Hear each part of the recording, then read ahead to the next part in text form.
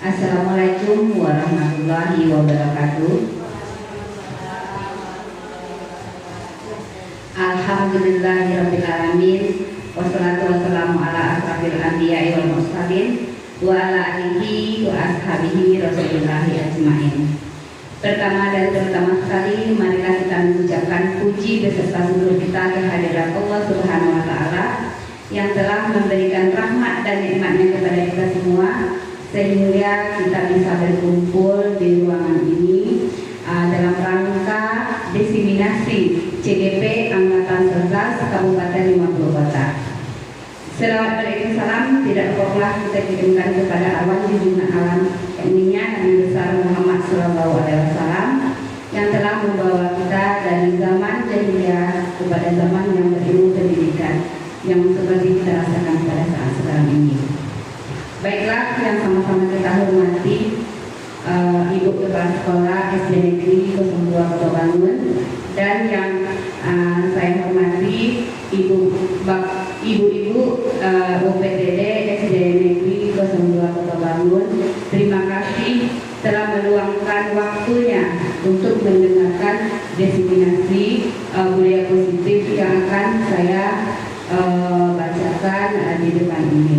Baiklah, kita masuk acara selanjutnya, yaitu pengarahan dari Ibu Kepala Sekolah. Kepada Ibu Kepala Sekolah kita persilakan.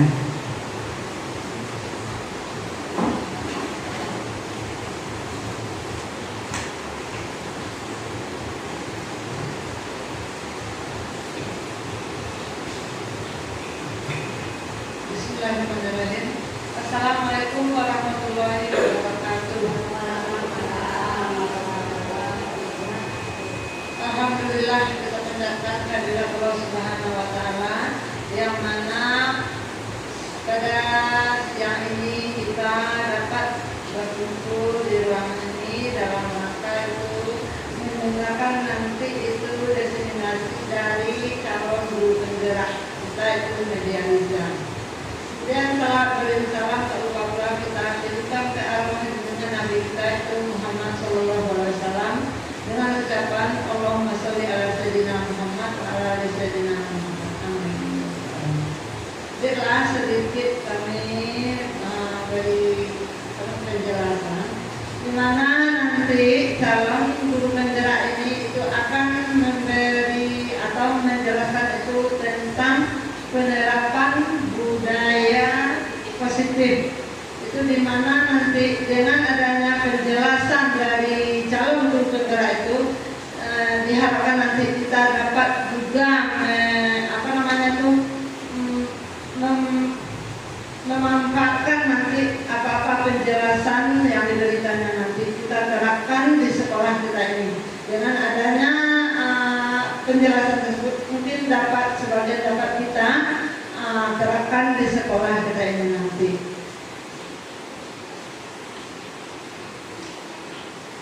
Mungkin itu yang bisa kami sampaikan. Sekali lagi itu kami minta nanti itu calon guru penggerak untuk menjelaskan bagaimana penerapan budaya positif itu di sekolah. Hanya demikian kami sudahi. Assalamualaikum warahmatullahi wabarakatuh. Waalaikumsalam warahmatullahi wabarakatuh.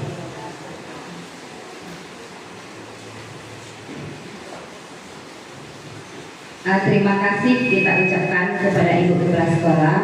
Baiklah, kita langsung masuk kepada diseminasi penerapan budaya positif di sekolah. Ini saya susun, saya buat oleh saya sendiri guna untuk memenuhi tugas saya sebagai calon guru penggerak angkatan 11 pada modul 1.4. Baiklah, kita lanjut. Sedikit sebelum memulai kita melaksanakan test briefing terlebih dahulu. Saya akan membuat satu pernyataan, tapi ibu-ibu nanti akan menjawabnya. Yang pertama, kata kuncinya adalah awal adalah akhir. Jadi di sini saya akan membuat kalimat. Saya pergi ke Batam. Kemudian saya pergi ke Mataram. Selanjutnya Ibu Kepala Sekolah pergi ke Bandung. Setelah itu Ibu Kepala Sekolah mana? Goa. Bagus ya, ke Goa. Sebab tadi pernyataannya adalah awal adalah akhir. Kita ulangi sekali lagi. Saya pergi ke Jakarta. Setelah itu saya pergi ke mana? Ambon. Bagus. Kita pergi ke Ambon. Kata kuncinya yaitunya Jakarta. Jakarta akhirannya. Tadi telah dijelaskan yang pertama awal adalah akhir. Setelah jadi A-nya awal lagi. Setelah pergi ke Jakarta, saya akan pergi ke Ambon. Nah, tepuk tangan untuk kita sembah terlebih dahulu. Baiklah. Kita masuk kepada materi yang pertama. Nah, selamat datang kepada guru hebat. Mari belajar bersama, berkolaborasi, saling mendukung demi mewujudkan disiplin positif di sekolah kita tercinta ini. Kita harus menjalin kolaborasi antara kita sama kita untuk menerapkan budaya positif ini. Bukan kalau tidak ada kolaborasi, saya sendiri pun saya tidak bisa menjalankan budaya positif ini. Kalau kita secara bersama-sama mau membuat budaya positif ini, insya Allah sekolah kita akan membudayakan budaya positif tersebut. Bapak Ibu tahu, Ibu-ibu tahu ini foto siapa?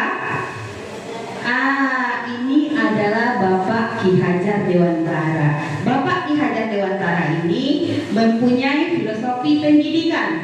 Menurut Bapak Ki Hajar Dewantara, filosofi pendidikan nasional yaitunya ing madyo mangun karso, ing ngarso sung tulodo tuturi handayani. Artinya apa? Di depan kita menjadi teladan, kemudian di tengah memberi bimbingan, kemudian di belakang memberi dorongan. Kita satukan misi kita menjadi filosofi pendidikan Ki Hajar Dewantara ini. Kita akan membawa murid kita itu, kita yang pertama menjadi tauladan, kemudian kita memberi bimbingan, kemudian kita memberi dorongan kepada anak-anak peserta didik kita. Baiklah, kita lanjut. Menurut Ki Hajar Dewantara, pendidikan adalah tempat bersemayam benih-benih kebudayaan dalam masyarakat. Ki Hajar Dewantara memiliki keyakinan bahwa untuk menciptakan manusia Indonesia yang beradab, maka pendidikan menjadi salah satu kunci utama untuk mencapainya. Tujuan pendidikan yaitunya menuntun segala kodrat yang ada pada anak-anak agar mereka mendapat mencapai keselamatan dan kebahagiaan yang setinggi-tingginya, baik sebagai manusia maupun sebagai anggota masyarakat. Oleh sebab itu, pendidikan itu hanya menuntun tumbuh atau hidupnya kekuatan kodrat yang ada pada anak-anak agar dapat memperbaiki lakunya. Jadi selama ini kita hanya beranggapan anak itu adalah kertas putih yang harus kita isi, kertas kosong yang harus kita isi. Ternyata menurut Ki Hajar Dewantara, anak itu sudah mempunyai kodrat, telah mempunyai bakatnya bagaimana, isinya bagaimana, tapi bagaimana kita mengisi dan meluruskan apa-apa yang ingin dicapai oleh anak tersebut. Kemudian kita sebagai pendidik ibaratnya tempat bersemayam benih-benih kebudayaan dalam masyarakat. Kita yang akan meyakini anak-anak tersebut bagaimana dia akan berbuat berperilaku. Kita yang akan meluruskan sebagai guru. Ki Hajar Dewantara mengibaratkan peran pendidik seperti seorang petani atau tukang kebun. Kita hanya sebagai petani dan kebun, bukan kita sebagai benih. Kalau benih kita yang menepuk, kita yang membuatnya. Sementara kita ini hanyalah petani dan tukang kebun. Kita hanya yang tugasnya sebagai menumbuhkan itu adalah tugas suatu orang tua. Kita hanya sebagai petani dan tukang kebun. Bagaimana kebun kita itu bagus, bagaimana bisa dipanen dengan baik, itu adalah tugas kita sebagai guru. Jadi menurut Ki Hajar Dewantara itu peran kita sebagai pendidik itu adalah kita sebagai petani dan tukang kebun. Artinya apa? Kita hanya mendidik anak, meluruskan jalannya, mendidik sesuai dengan kodrat alam dan kodrat zaman anak tersebut. Baiklah, kita lanjut. Peran pendidik dianalogikan seperti seorang petani. Petani yang menanam padi misalnya hanya dapat menuntut tumbuhnya padi. Ia dapat memperbaiki kondisi tanah, memelihara tanaman padi, memberi pupuk dan air, membasmi ulat-ulat atau jamur-jamur yang mengganggu hidup tanaman padi dan lain sebagainya. Meskipun pertumbuhan tanaman dapat diperbaiki, tetapi ia tidak dapat mengganti kodrat pada padi. Padi tidak bisa diubah menjadi jagung ataupun tanaman lainnya. Begitu juga kita sebagai terhadap anak, kita hanya bisa menuntun tumbuhnya anak tersebut, kemudian kita bisa memperbaiki kondisinya. Kita bisa memperbaiki kondisinya, maksudnya di sini seandainya anak itu nakal, bagaimana kita bisa memberikan pengertian terhadap anak itu, kemudian memberikan segitiga restitusi, bukan mencari permasalahan yang ada pada anak, tapi bagaimana kita menyelesaikan permasalahan anak tersebut. Contohnya saja, jikalau anak-anak terlambat, kita tidak marahi, tetapi kita tanyakan apa alasan anak itu karena dia terlambat. Itu maksudnya kita hanya memperbaiki kondisi, kemudian memberi pupuk dan air. Memberi pupuk dan air ini yang dimaksud di sini, kita hanya memberi pembelajaran atau belajar terhadap anak tersebut. Baiklah, begitu juga dengan siswa. Tidak ada yang dapat mengubah kodrat alam anak karena anak dilahirkan dengan kodratnya masing-masing dan dasar jiwanya masing-masing. Guru hanya dapat menuntun. Bagaimana cara guru menuntun akan membawa pengaruh yang sangat besar terhadap tumbuh kembangnya anak. Jadi anak itu tidak bisa kita rubah. Kamu harus seperti ini.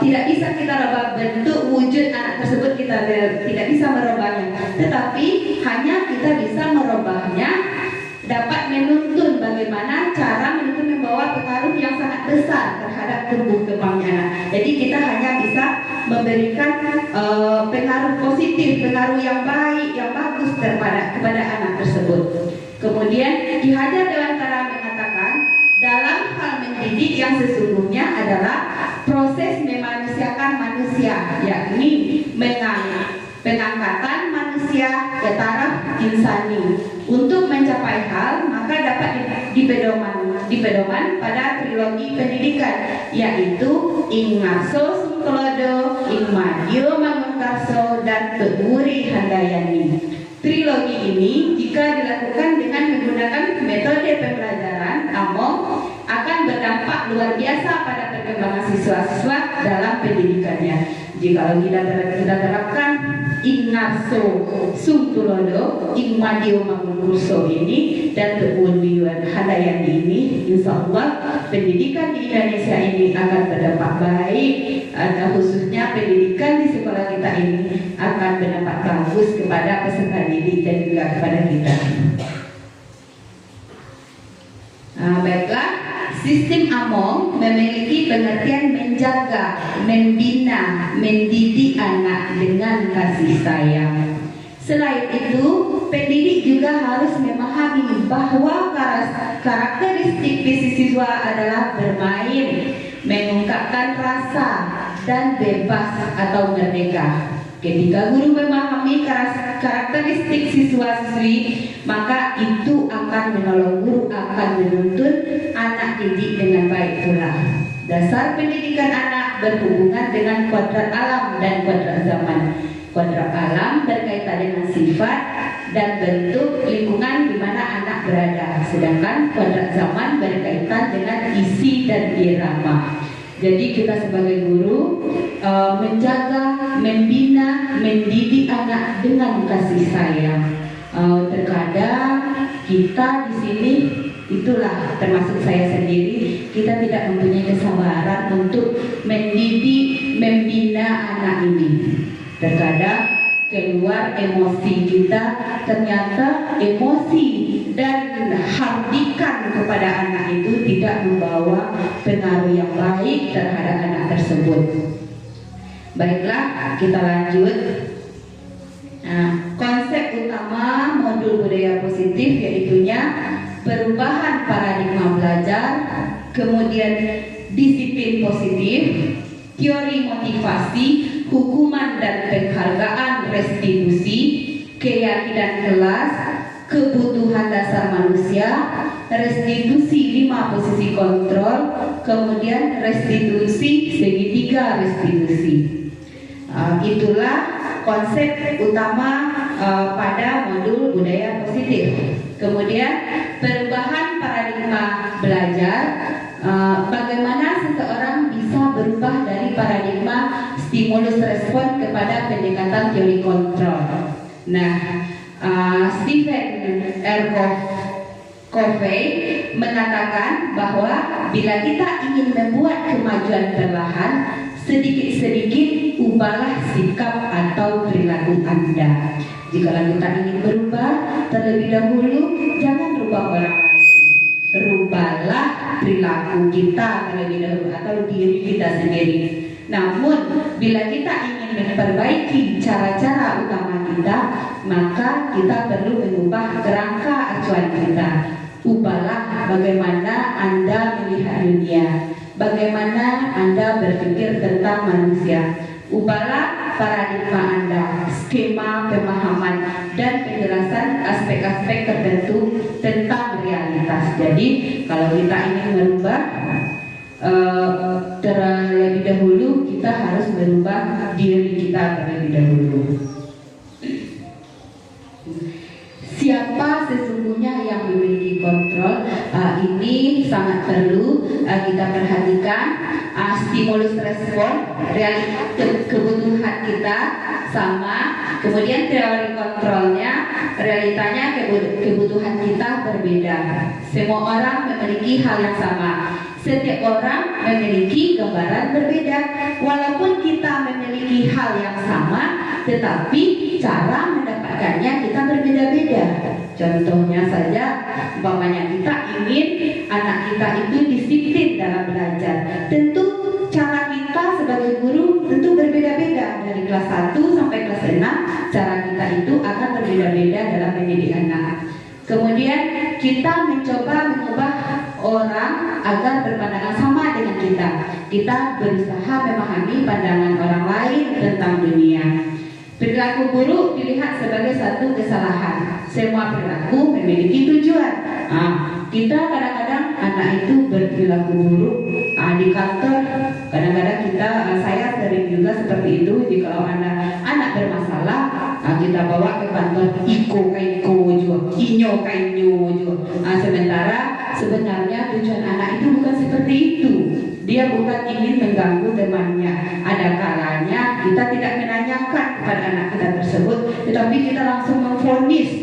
Apalagi anak saya juga sering, anak kita di kelas inyo juga yang kedua, beko inyo yang mandongki. Sebenarnya anak itu ada tujuannya, tetapi dari mulai sekarang marilah kita merubah diri kita terlebih dahulu, bagaimana kita harus bersikap terhadap anak. Kemudian orang lain bisa mengontrol saya, hanya Anda yang bisa mengontrol diri Anda. Orang lain bisa mengontrol kita, tetapi lebih baiknya kita yang mengontrol diri kita terlebih dahulu. Saya bisa mengontrol orang lain, Anda tidak bisa mengontrol orang lain. Pemaksaan ada pada saat rujukan gagal. Kemudian kolaborasi dan konsekuensi menciptakan pilihan-pilihan baru. Model berpikir memang atau kalah, model berpikir mena-mena. Nah, baiklah, kita lanjut. Motivasi perilaku manusia. Motivasi merupakan dorongan yang timbul pada diri seseorang secara sadar atau tidak sadar untuk melakukan suatu tindakan dengan tujuan tertentu. Yang pertama, menghindari ketidaknyamanan dan hukuman. Murid melakukan disiplin diri karena ia takut dihukum. Ini merupakan motivasi ekstrinsik, kan ya, banyak terkadang murid-murid tersebut melakukan untuk menghindari ketidaknyamanan dan hukuman. Itu adalah motivasi intrinsik. Kemudian mendapatkan imbalan atau penghargaan dari orang lain. Murid melakukan disiplin diri karena ia ingin mendapatkan imbalan. Ini merupakan motivasi ekstrinsik. Kemudian menghargai nilai-nilai kebajikan diri sendiri. Murid melakukan disiplin diri karena sadar akan nilai kebajikan dirinya. Ini merupakan motivasi intrinsik. Kemudian motivasi ini ada 3, ada ekstrinsik, ada ekstrinsik, kemudian ada intrinsik. Baiklah, kita masuk kepada pembelajaran dengan paradigma baru. Pembelajaran dengan paradigma baru dirancang berdasarkan prinsip pembelajaran yang terdiferensiasi, sehingga setiap siswa belajar sesuai dengan kebutuhan dari tahap perkembangan untuk mewujudkan profil belajar Pancasila. Profil belajar Pancasila ini adalah 6. Kemudian pembelajaran diferensiasi ini kita akan membentuk pembelajaran sesuai dengan kebutuhan murid. Makanya sebelum kita memulai kelas awal atau anak berubah fase, kita mengadakan asesmen terlebih dahulu. Jadi untuk mengetahui bagaimana anak-anak tersebut, pembelajaran bagaimana yang dibutuhkan oleh anak tersebut. Jadi pembelajaran diferensiasi ini awalnya adalah membuat asesmen diagnostik kepada anak tersebut. Baiklah, kita masuk kepada disiplin positif.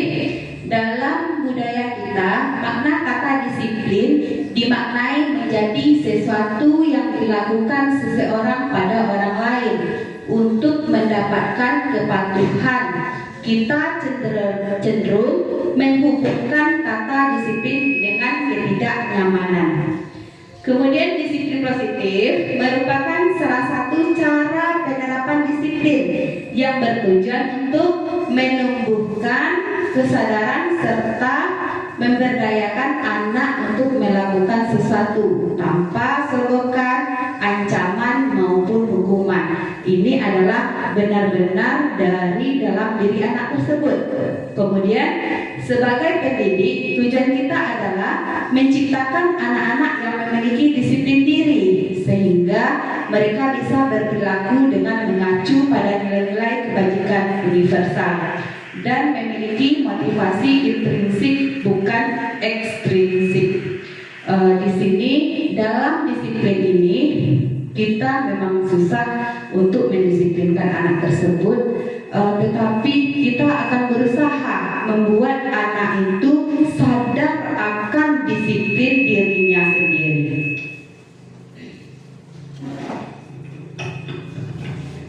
Konsep disiplin dengan identitas gagal. Nah, di sini adalah konsep disiplinnya hukuman, menyakitkan, identitas gagalnya tidak nyaman, murid takut, memaksa, murid menyembunyikan kesalahan, murid menjadi rendah diri. Dia takut kalau dihukum. Itulah penyebabnya kenapa murid kita takut dihukum. Karena yang pertama tidak nyaman bagi dia. Kemudian menyakitkan, murid takut, memaksa, kemudian memberi penghargaan, pengaruh jangka pendek dan jangka panjang, tidak efektif, merusak hubungan atau sifat iri, mematikan kreativitas, menghukum dengan sistem ranking, merampas hak menghargai dirinya. Baiklah, kita lanjut. Konsep disiplin dan identitas sukses.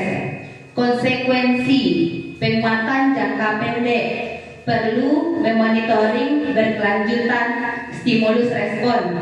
Murid menghormati peraturan, kehilangan waktu untuk merenungi kesalahan. Kemudian restitusi, murid belajar bertanggung jawab untuk perilakunya. Restitusi fokus pada pemecahan permasalahan jangka panjang, murid menghormati dirinya dan orang lain. Teori kontrol, dirinya memegang kontrol, murid bersemangat memperbaiki kesalahannya. Baik, kita masuk kepada konsep disiplin, pendekatan restitusi, sebuah cara menanamkan disiplin positif pada murid. Pengertian restitusi adalah proses menciptakan kondisi bagi murid untuk memperbaiki kesalahan mereka, sehingga mereka bisa kembali pada kelompok mereka dengan karakter yang lebih kuat. Itu adalah pengertian dari restitusi. Jadi apabila anak kita melakukan kesalahan, kita lakukan restitusi kepada anak tersebut. Kemudian ciri-ciri restitusi bukan menebus kesalahan, namun belajar dari kesalahan, memperbaiki hubungan tawaran, bukan paksaan, menuntut untuk melihat ke dalam diri, mencari kebutuhan dasar yang mendasari tindakan, fokus pada karakter, bukan tindakan, menguatkan dan fokus pada solusi. Jadi di sini selama ini saya sendiri, mungkin jikalau anak melakukan kesalahan, saya langsung fokus terhadap anak tersebut bahwa dia adalah salah. Ternyata sikap kita selama ini bukan seperti itu, tetapi kita mencari solusi atas permasalahan yang dihadapi oleh anak tersebut. Baiklah, kita masuk kepada perbedaan contoh kasus siswa sering tidak mengerjakan PR. Hukuman, guru menghukum siswa tersebut berdiri di depan kelas selama 10 menit. Guru marah dan murid menjadi takut, sifatnya menjadi mendadak. Konsekuensi, guru memberikan konsekuensi untuk mengerjakan PR-nya saat istirahat atau dikerjakan sebanyak 3 kali lipat. Guru tegas dan siswa menghormati peraturan. Restitusi, guru menanyakan keyakinan kelas dirinya dan membantu siswa menyelesaikan masalahnya. Guru terbuka dan siswa menghormati dirinya dan orang lain. Adanya keadilan tanpa keterpaksaan. Jadi selama ini kita, jika anak tidak membuat PR, kita menghukum, memberikan hukuman. Nah, saya saja kemarin anak tidak membuat PR, saya suruh keluar mengerjakan PR tersebut. Ternyata sifat kita seperti itu adalah sifat yang salah.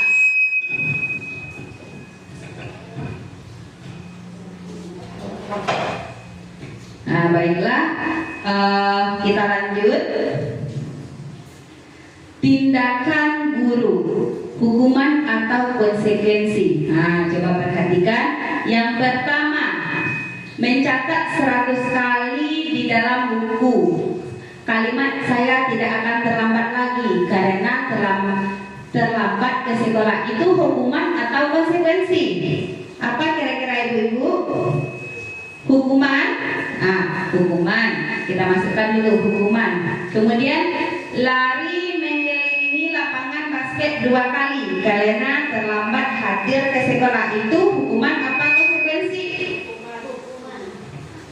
Juga hukuman. Kemudian murid diminta untuk push up 15 kali karena tidak menggunakan masker ke sekolah. Hukuman apa konsekuensi?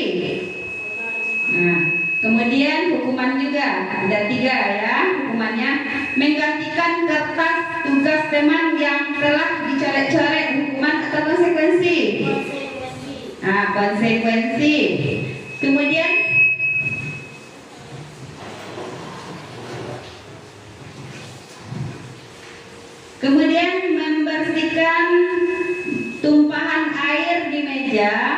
di meja tulis karena tersenggol pada saat belajar. Hukuman atau konsekuensi?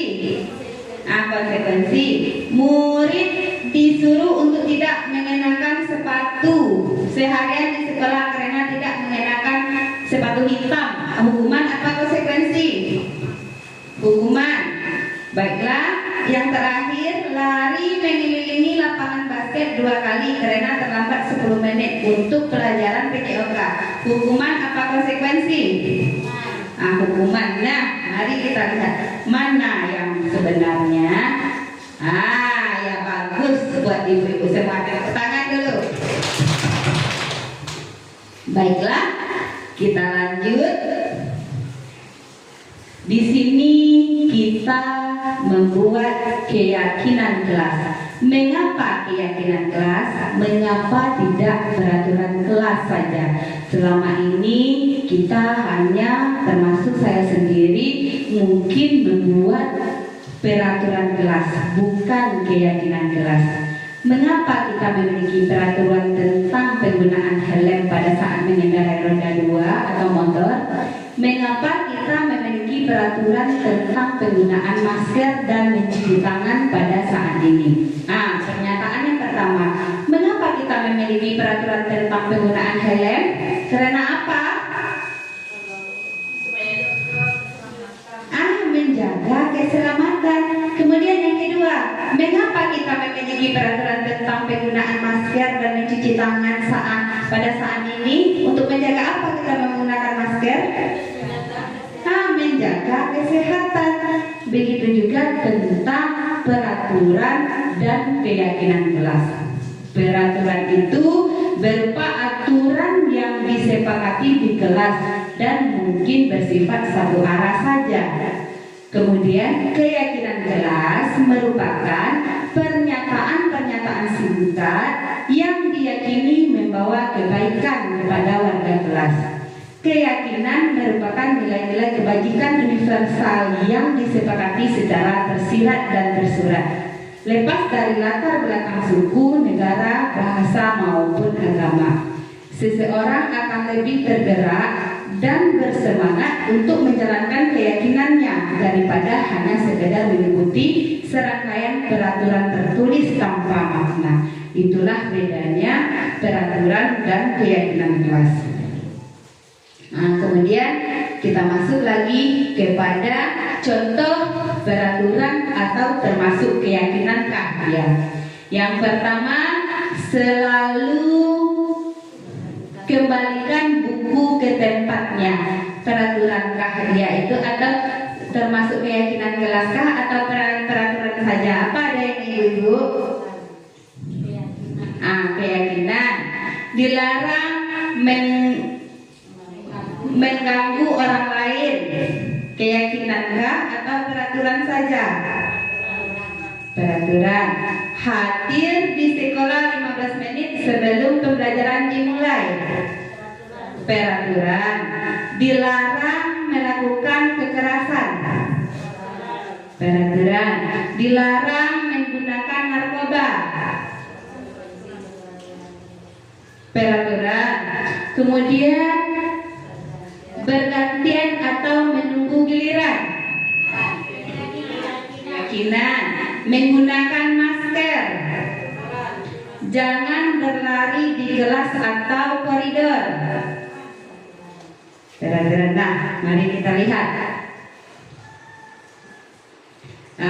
Ternyata selalu kembalikan buku ke tempatnya. Keyakinan kelasnya adalah bertanggung jawab. Kemudian dilarang mengganggu orang lain. Berarti anak itu kita menerapkan saling menghormati orang lain. Kemudian begitu juga seterusnya. Contoh kegiatan membuat keyakinan kelas 4. Guru bersama siswa membuat keyakinan kelas. Yang pertama, guru diskusi tentang kesepakatan kelas. Kemudian merumuskan kesepakatan kelas menjadi keyakinan kelas, menempelkan keyakinan kelas tersebut. Nah, ini ada sedikit video kami tentang merumuskan keyakinan kelas tersebut. Jadi karena ini PDF tidak bisa diputar besar.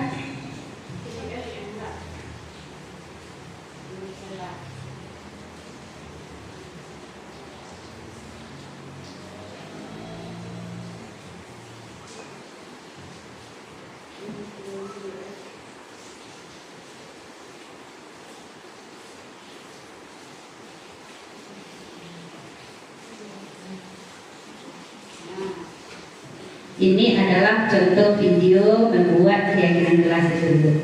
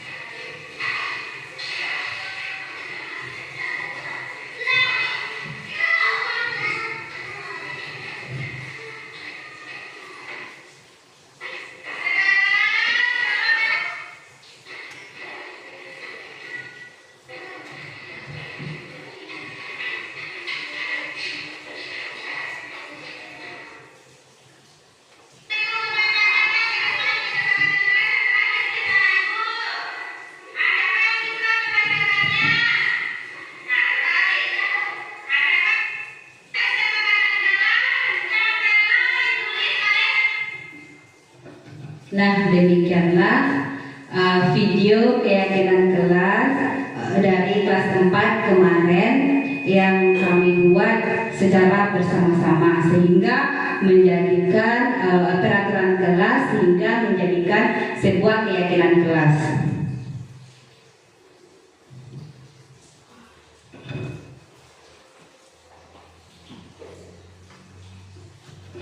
Baiklah, pembentukan keyakinan kelas yang pertama lebih abstrak dari peraturan, yang kedua berupa pernyataan universal, yang ketiga dibuat dalam bentuk positif, yang keempat sedikit saja agar mudah diingat, yang kelima sesuai dengan kondisi kelas atau sekolah, yang keenam melibatkan semua warga kelas atau sekolah.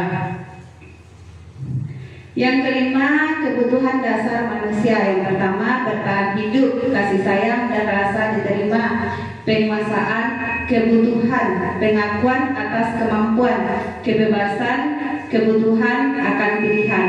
Yang seterusnya, kesenangan, untuk mencari kesenangan, bermain dan tertawa. Itulah kebutuhan dasar dari manusia itu untuk bertahan hidup. 5. Posisi kontrol restitusi adalah kita tidak boleh sebagai penghukum, tetapi kita sebagai teman, sebagai manajer, kemudian membuat rasa bersalah, kemudian sebagai pemantau. Itu adalah 5 posisi kontrol dari restitusi tersebut. Kemudian penghukum. Penghukum bisa menggunakan hukuman fisik maupun verbal. Kemungkinan murid akan marah dan mendendam. Kalau kita menghukum anak dengan menggunakan fisiknya, kemungkinan anak itu akan dendam terhadap kita. Kemudian berbuat masalah, guru akan bersuara lebih lembut, menggunakan keheningan membuat orang lain merasa tidak nyaman, bersalah atau rendah diri. Murid akan memiliki penilaian diri yang buruk tentang diri mereka. Murid merasa tidak dihargai dan telah mengecewakan orang-orang disayanginya. Kemudian teman tidak akan menyakiti murid, namun akan tetapi berupaya mengontrol murid melalui persuasi posisi. Teman pada guru bisa negatif ataupun positif menggunakan hubungan baik dan humor untuk mempengaruhi seseorang. Sebagai pemantau, yaitunya bertanggung jawab atas perilaku orang lain yang kita awasi, kemudian menggunakan slip catatan daftar cek. Murid memahami konsekuensi yang harus dijalani karena telah dilanggar salah satu peraturan sekolah. Sebagai manajer, guru berbuat sesuatu bersama dengan murid, mempersilahkan murid bertanggung jawab perilakunya, mendukung murid agar dapat memenuhi solusi atau permasalahannya. Tugas seorang manajer membimbing murid untuk mendapatkan pengaturan dirinya, bukannya memisahkan murid dari kelompoknya, tetapi mengembalikan murid tersebut ke kelompoknya dengan lebih baik dan kuat. Contoh penerapan 5 posisi kontrol. Yang pertama, penghukum, patuhilah aturan sekolah, lalu berdiri di depan kelas. Membuat rasa bersalah, berapa kali bu guru harus memberitahu kamu? Bu guru kecewa sama kamu. Kemudian sebagai teman, ayolah hidup yang disiplin, buat bu guru bangga. Kali ini tidak apa-apa kamu salah. Itu sebagai teman kalau kita memarahi anak tersebut. Kemudian sebagai pemantau, kamu sudah melanggar apa peraturan dan konsekuensinya. Sebagai manajer, apakah kamu tahu kesalahanmu nak? Kira-kira bagaimana kamu akan memperbaiki kesalahannya ini?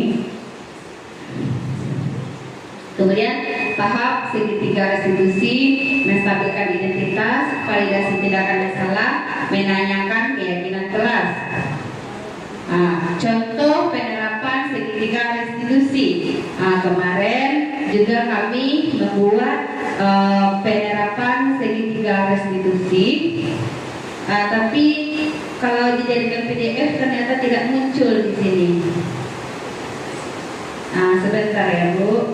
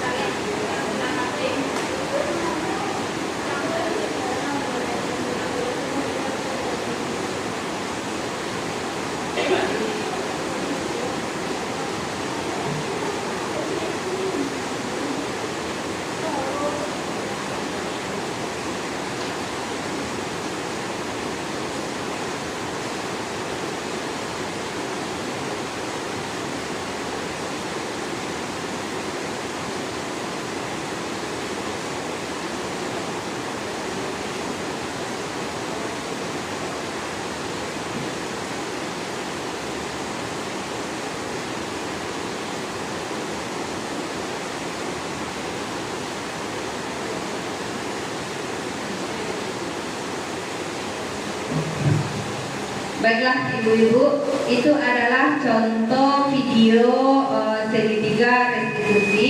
Baiklah, kita lanjutkan terlebih dahulu. Kita masuk tanya jawab.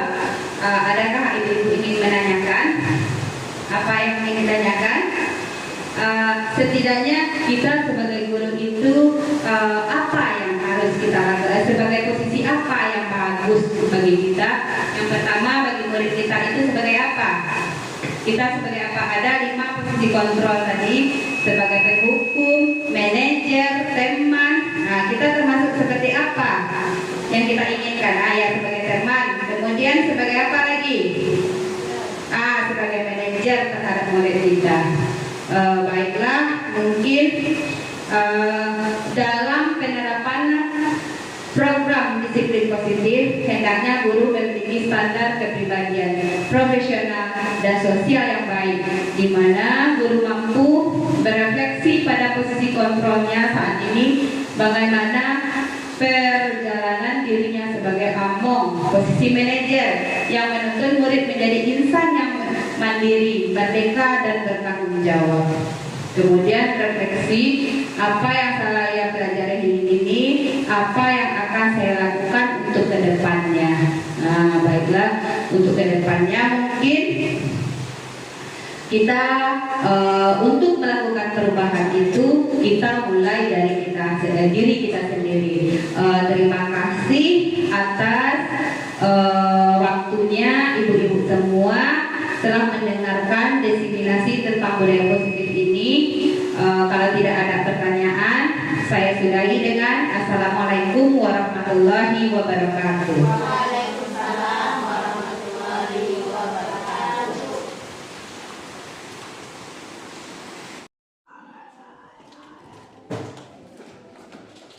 Nah, selamat pagi anak-anak ibu semuanya. Selamat pagi.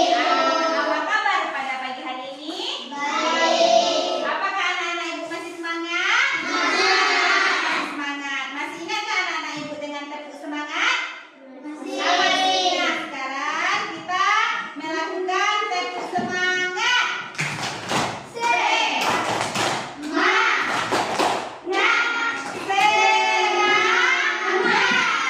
Ulangi sekali lagi.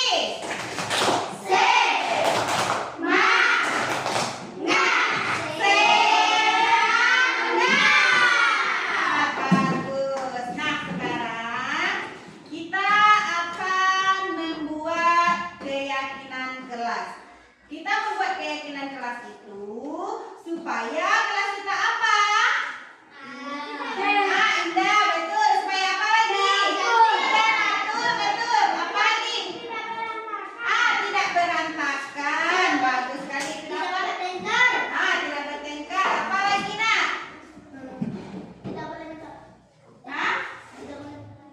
Apa lagi? Tidak boleh mencoret dinding. Tidak boleh mencoret dinding. Ya, itu adalah salah satu contoh keyakinan kelas yang akan kita lakukan. Apa tujuannya kita membuat keyakinan kelas itu? Supaya kelas kita ini aman, nyaman, yang kita tempati pada siang hari, setiap harinya. Nah, sekarang ibu akan membagikan stigma ini kepada anak-anak ibu semua. Tulislah apa yang akan kita buat. Nah, peraturan-peraturan apa yang harus tetapi ingat, dalam peraturan kelas ini siapa yang membuatnya? Kita yang membuatnya. Siapa yang akan mematuhinya, nak? Ibu yang akan mematuhinya? Siapa yang akan mematuhinya? Anak kelas 4 pada umumnya, ya nak ya. Sekarang apa yang anak ibu tulis di sini nanti kita jadikan sebuah peraturan kelas. Ibu akan membagikan sticknotnya. Nah, anak ibu akan menulisnya ya. Keluarkan penanya terlebih dahulu, nak.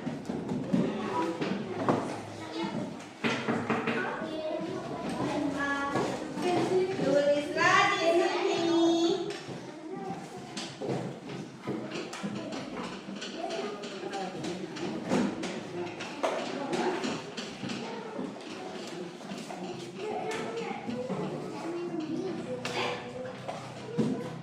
Ditulis di sini.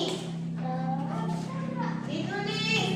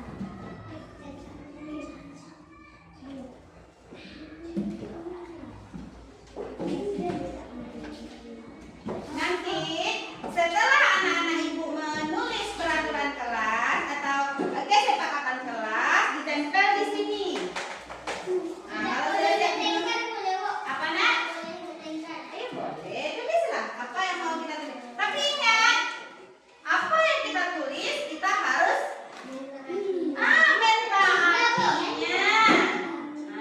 Nah, boleh. Nah, boleh. Sudah, nak? Kalau kasih tempelkan ke depan, kalau nak mau dia pakai lagi ini. Kalau susah tempelnya, mau dia, nak? Let's go.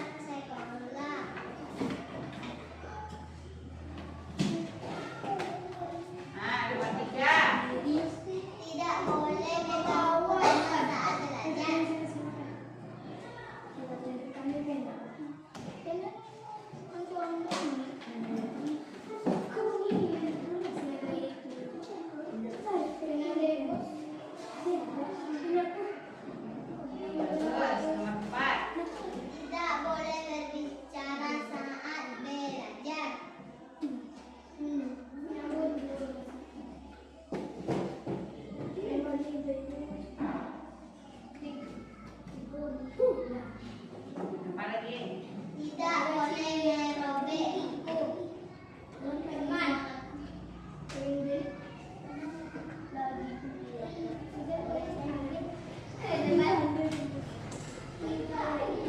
Apa lagi? Tidak boleh membuka sepatu di lingkungan sekolah.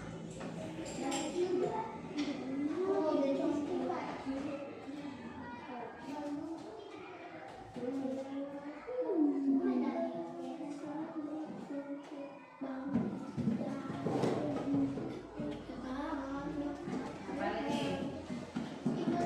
Tidak boleh bermimpi bersama-sama.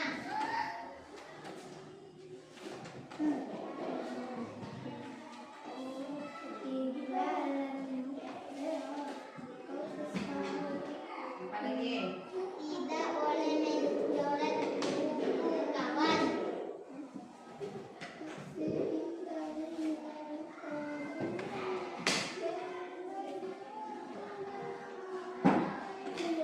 Apa lagi?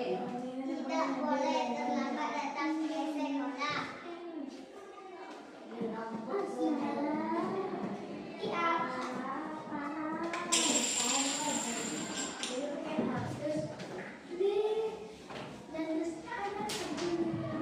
Apa lagi? Tidak boleh mencoret papan nulis.